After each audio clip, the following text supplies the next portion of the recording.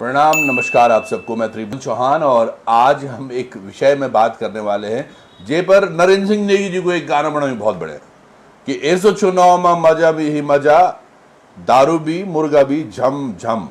मैं इसलिए बोल रहा हूँ ये क्योंकि जब जब चुनाव आते हैं मुझे लगता है नेता कुछ ज़्यादा ही प्रिय हो जाते हैं जनता के लिए और सभी काम करने के लिए आतुर रहते हैं।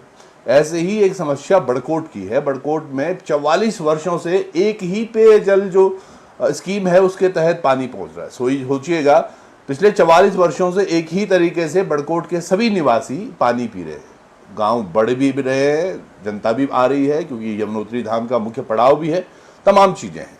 इन चीज़ों को लेकर एक बड़ी अच्छी चीज़ हुई है। जब से ये पानी की दिक्कतें आई तो एक दो नेता सामने जरूर आए हैं कि भैया हम आपको पानी के लिए ये चीज़ें कर रहे हैं। इन तमाम चीज़ों में एक संघर्षशील व्यक्ति जिनको मैं हमेशा देखता रहता हूँ, कुछ ना कुछ करते रहते हैं ये बड़कोट के लिए, वहाँ के आसपास के क्षेत्र के लिए, उस गांव के लिए। तो हमारे साथ हैं डॉक्टर कपिल देव रावत। पहले तो बहुत बहुत स्वागत है सर आपका। प्रणाम। धन्यवाद चौहान जी। सर, ये जो पानी की समस्या है ये बड़कोट में आई कब से और कब से देख रहे हैं आप इसको?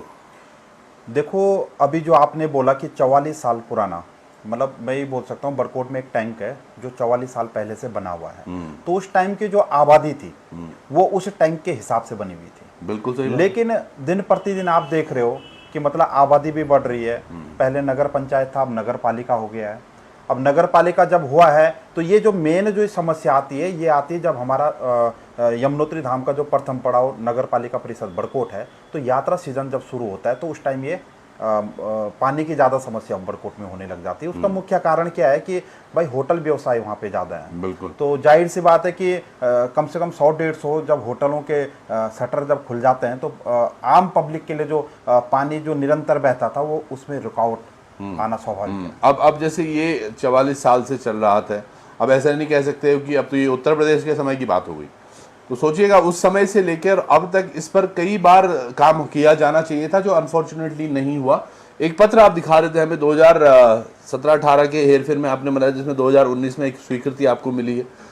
कोई व्यक्ति अगर काम करता है और क्षेत्र के प्रति संवेदनशील होता है ना तो जरूर उस पर काम करता है। तो 2018-19 में क्या वो प्लान बनाया था आपने?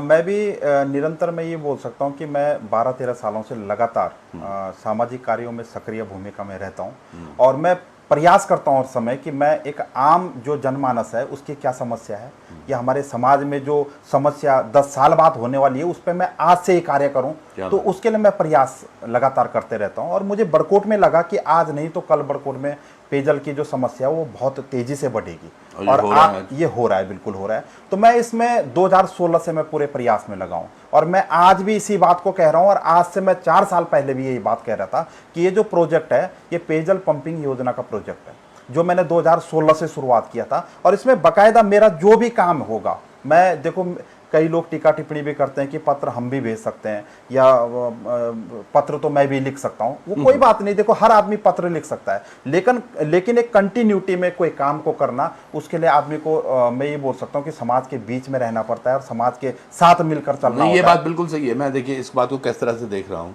अगर ये 2016 में वो पत्र नहीं लिखते, 17 में नहीं लिखते, तो आज हमारे साथ कैसे बैठे होते? क्योंकि जैसे आज मैं देख रहा हूँ बड़कोट में जनता में एक अजीब सी लहर है। एक न्यूज़ पत्र के माध्यम से, मतलब जो पोर्टल है उसके मैं माध्यम से देख रहा था कि बड़कोट को मिली कुतरू की सौगात, वो दे रहे हैं कुछ टैंकर, उन्होंने व्यवस्थाएं की हैं पानी की। फिर दोपहर में आते आते मैं एक और ऐसे ही पोर्टल की खबर देख रहा था कि भैया जो जिला पंचायत अध्यक्ष हैं उन्होंने तकरीबन 20 लाख रुपये 4 धाम योजना परियोजना से दिए हैं कि अभी, पर 20 लाख में क्या पानी क्या होगा? क्या 20 लाख में कहाँ से निवारण हो सकता है? क्या पुरानी पाइपलाइनों को ठीक करेंगे? क्या कुछ करेंगे? देखो ये क्या होता है कि मेरे पास अभी कोई पद नहीं है, लेकिन मैं सामाजिक कार्य लगातार कर रहा हूँ और जिन लोगों ने भी, मैं उनका भी मतलब पूरी नगर पालिका की तरफ से धन्यवाद इसलिए करूँगा कि भाई आज मुझे पानी चाहिए तो शॉर्ट, मतलब मैं ये बोल सकता हूँ कि शॉर्ट टाइम में कोई कार्य क्या हो सकता है, मैं एक वैकल्पिक व्यवस्था उसको बोल सकता हूँ कि जो इन लोगों ने किया है बहुत अच्छी बात है। क्योंकि मैं ये सोच सकता हूँ कि वैकल्पिक व्यवस्था से कम मेरे बड़कोट के लोगों को पानी तो मिलेगा पीने के लिए। नहीं, पर ये आप वैकल्पिक व्यवस्था, क्योंकि आप शायद उनका अच्छा भी बना रहना चाहते हैं, लेकिन मैं एक पत्रकार की नज़रिए से मैं देखता हूँ इन दोनों सिचुएशंस को कि वाकई क्या इतने वर्ष लग जाने चाहिए थे और मैं जिला पंचायत अध्यक्ष की बात करूं, उनका भी कार्यकाल ऑलमोस्ट खत्म होने वाला है, तो क्या अब उन्हें दिख रहा है कि यार पानी खत्म हो रहा है? अभी विधायक के लिए भी वो लड़े थे, इधर कुतरू का देखें तो उनके भाई विधायक हैं, क्या उनको 2 वर्षों से 2.5 वर्षों से ये पता नहीं चल पा रहा है कि यार मैं तो इसी नगर में रहता हूँ, ये समस्या नहीं है, ये हमेशा आएगी और आगे भी आएगी, तो इस पर तब काम नहीं हो रहा है। पर अच्छा है, मैं बोल रहा था ना, चुनाव आते आते हर कोई व्यक्ति आगे काम करने आता है, तो अच्छी बात है। अच्छी पहल डॉक्टर कपिल रावत की ये जरूर है कि ये पहले से ही उसमें प्रयासशील थे, और एक योजना का जो आप पेपर भी देख रहे होंगे, ये 1,72,00,000 की एक योजना यहाँ के लिए स्वीकृत हुई थी। पेयजल में हमने बात की तो उन्होंने माना कि 1,72,00,000 अनुमानित शुरुआती लैंड के लिए है, उसके बाद उसमें खर्चा और आएगा, लेकिन ये एक अच्छी पहल थी। 2019 से अब तक शायद उस पर काम होता तो वो बन भी जाती और उसमें पानी भी होता। बिल्कुल उसको बनना चाहिए था। मैं ये पत्र आपको आपके चैनल के माध्यम से अपने लोगों को दिखाना चाहता हूँ। ये देख लो, बड़कोट हेतु पेयजल पंपिंग योजना प्रस्तावित है। प्रारंभिक प्रांकलन शासन द्वारा 1,72,00,000 का स्वीकृत किया गया है, जिसमें भूमि क्रय कर ली गई है। तो ये मेरे पास पूरा एक प्रूफ 2019 का है, 19 का है। और आज आप सचिव से मिले हैं। हाँ, इससे क्या है कि अभी आप देख सकते हो, ये पत्र में अभी सचिवालय में श्री हयांकी जी से मिला हूं, जो पेयजल सचिव हैं। तो उससे पहले मैं 5 तारीख को माननीय मुख्यमंत्री जी बड़कोट में आए थे, तो मैंने पूरे नगर वासियों की तरफ से एक ज्ञापन भी उनको सौंपा था, जिसमें उनका पत्र मुझे वापस आया। उन्होंने इसमें पेयजल सचिव को आदेश किया था कि आप इसकी जो शीघ्र इसमें कार्रवाई आप करें। तो आज मैं इसी संबंध में सचिव से मिला, लेकिन जब मैं सचिव से मिला तो उन्होंने मुझे बहुत अच्छा रिगार्ड दिया। उनको उनके संज्ञान में भी ये बात थी, और उन्होंने मुझे बताया कि अभी देखो आप व्हाट्सएप में कि डीएम साहब ने भी मुझे वहाँ बड़कोट के बारे में बता रखा है कि यहाँ पे पानी की दिक्कत हो रही है। पर जैसे ही उन्होंने मेरा ये स्वीकृत वाला पत्र पढ़ा, तो उन्होंने तुरंत जो चीफ यहाँ पे पेयजल के बैठते हैं तो उनसे बात की, और उन्होंने बोला भाई ये तो स्वीकृत हो रखा है, इसमें भूमि भी क्रय कर ली गई है, तो ये तो तुरंत हो जाना चाहिए। तो उन्होंने, सचिव साहब ने उनको ये बताया कि अगर ये 6-7 करोड़ रुपए तक का ये बन जाता है ये पेयजल योजना, तो आप इसको तुरंत इसके डीपीआर मुझे भेजें।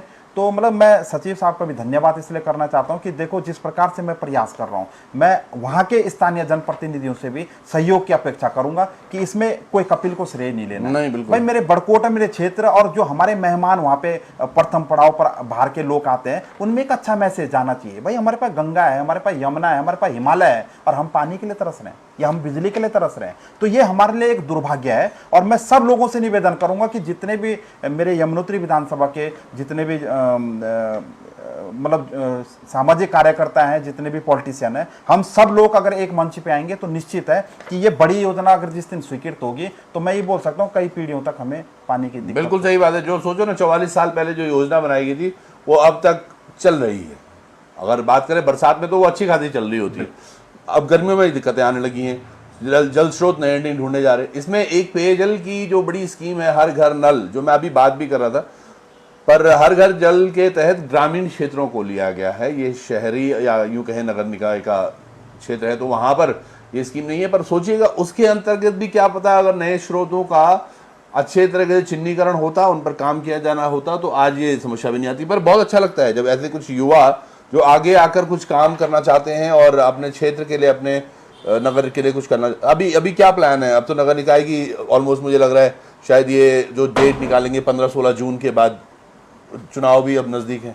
देखो अभी हमारा एक फोकस है कि मेरे नगर पालिका में जो सबसे मेन समस्या है वो पानी की है, और हमें पानी पे बिल्कुल फोकस करना है। और जैसे आज सपोज जिला पंचायत अध्यक्ष जी ने 20 लाख रुपए जो मैंने देखा है तो उन्होंने दिया है, ठीक है, स्वागत योग्य कदम है। भाई कम से कम जिस घर में एक बाल्टी पानी नहीं आ रही, आधा बाल्टी पानी तो कम से कम मिलेगा। लेकिन मुझे संतुष्टि तभी मिलेगी जब ये पेयजल पंपिंग योजना स्वीकृत होगी, क्योंकि इस पेयजल पंपिंग योजना से मैं ये बोल सकता हूँ कि किसी भी घर में पानी की कोई दिक्कत नहीं हो सकती। बिल्कुल, चलिए बहुत बहुत धन्यवाद आपका।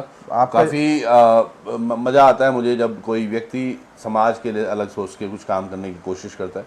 ये पत्र भले ही पुराने हैं, पर मैं अभी वही कह रहा हूँ कि अगर लिखे नहीं जाते तो आज इनके बारे में चर्चाएं कैसे हो रही होती, या इन समस्याओं को या शायद इन्होंने तब उजागर कर दिया था जब लोगों को ध्यान भी नहीं था कि ऐसे भी कुछ हो सकता है। लोग बस चिल्लाते थे, आम जनता चिल्लाती रही, नेता सुनते रहे। लेकिन ये फ़र्क पड़ता है जब पढ़े लिखे युवा कुछ करना चाहते हैं। कुछ खास मैसेज पानी के अलावा भी? देखो खास मैसेज मेरा ये है कि मेरे अपनी एक प्रवृत्ति रही है कि मैं टीका टिप्पणियों पे ज़्यादा भरोसा नहीं करता हूँ, मैं अपने काम पे ज़्यादा भरोसा करता हूँ। और आजकल क्या होता है कि जनता को गुमराह करना बहुत आसान है, लेकिन आज भी मैं इस आपके चैनल के माध्यम से बताना चाहता हूँ कि अगर किसी को भी इस प्रकार से कुछ गलतफहमी अपने दिमाग में रहती है कि कपिल केवल मोबाइल में या सोशल नेटवर्क में एक्टिव के चक्कर से ये काम करता है, तो वो मेरे साथ बैठ सकता है और मैं आपको आपके माध्यम से भी ये पूरी फाइलिंग है, मतलब मैं अपना जो संघर्ष है या जो मैं कुछ समाज में कर रहा हूं उसको मैं बाई डिटेल और बाई पत्राचार के माध्यम से उनको बता सकता हूं। और आज मानवत बड़कोट में जो पेयजल की जो समस्या है वो दिन प्रतिदिन अब तो बढ़ेगी, मुझे पूरा पता है। लेकिन अब देखो आज मानवत जो थोड़ा बहुत जो धनराशि स्वीकृत की है, देखो वो भी कितनी धरातल पे उतरेगी ये तो समय के गर्त में है। बिल्कुल। और मैं तो यही बोलूंगा कि देखो भाई, कम से कम इस चुनाव के बहाने सब लोग आगे आए और जो जिन्होंने भी सहयोग किया, देखो नगर की जनता सब जानती है, ये तो जनता ही सब जानती है। और मुझसे भी जितना प्रयास होगा, मेरा प्रयास तो सफलता भी होगा जब ये पेयजल पंपिंग योजना धरातल पर उतरेगी। क्या बात है, क्या बात। दूर सोचना बहुत जरूरी है, क्योंकि छोटे चीज़ें हम करते रहते हैं, बट बड़ा सोचना और उसके लिए प्रयासरत रहना बहुत ज़रूरी है। क्योंकि कुछ महीनों में वाकई जब सीजन, अब 10 तारीख से 11 तारीख से सीजन शुरू है, तो समझिएगा सीजन के दौर में और लोग आएंगे तो पानी कहाँ से पूर्ति होगी, किस तरह से ये, और शॉर्ट टर्म है ये, आप एक एक 2-2 टैंक हर दिन कहाँ से भरते रहेंगे, कितने दिन तक भर पाएंगे, वो भी एक बड़ी बात है। ये 20 लाख रुपए पानी कहाँ इस्तेमाल होगा, कितने पाइप आ जाएंगे, क्योंकि अगर लंबी लाइन की बात करें तो 20 लाख के तो पाइप ही आ जाते हैं। तो ये होगा कैसे, क्या कुछ होगा, उस पर सोचना जरूर होगा और लंबी योजना जरूर होनी चाहिए। हाँ जी। हाँ, मैं लास्ट में एक ही चीज़ अपने पूरे नगर पालिका और रवाई घाटी से निवेदन भी करना चाहूँगा कि मैं भी आपका एक बीच में युवा साथी हूँ और मैं लंबे समय से प्रयास कर रहा हूँ और मैं विश्वास दिलाता हूँ कि आने वाले समय में जो नगर पालिका का चुनाव है, अगर यदि आप लोगों का आशीर्वाद अपने इस बेटे और भाई पे रहेगा तो निश्चित है कि ये पेयजल पंपिंग योजना तो होगी होगी। लेकिन वहाँ पे जो स्थानीय जितनी भी जन समस्याएं हैं, जिनके लिए आप कई सालों से जिनके लिए आप इंतजार कर रहे हो, निश्चित है आपका ये बेटा उनको करके दिखाएगा। क्या बात है, क्या बात है। बहुत बहुत धन्यवाद आपका। और समझिएगा, जैसे मैं बोल रहा था कि क्यों नहीं होने चाहिए चुनाव, मैं तो बोलता हूँ मोदी जी कर रहे हैं 1 नेशन 1 इलेक्शन, मैं बोल रहा हूँ 1 नेशन बारी बारी इलेक्शन, हर 3 महीने में करवा दो, कम से कम आम जनता की जो चीज़ें हैं वो मिलती रहेंगी। ये खैर बोलने की बात है, ऐसा होना नहीं चाहिए, पर वाकई अगर हमेशा ही चिंतित रहे नेता अपनी जनता के लिए तो शायद स्वर्ग बन जाए उत्तराखंड हमारा। जुड़े रहिएगा। बहुत बहुत धन्यवाद आपका एक बार पुनः। नमस्कार। धन्यवाद। नमस्कार।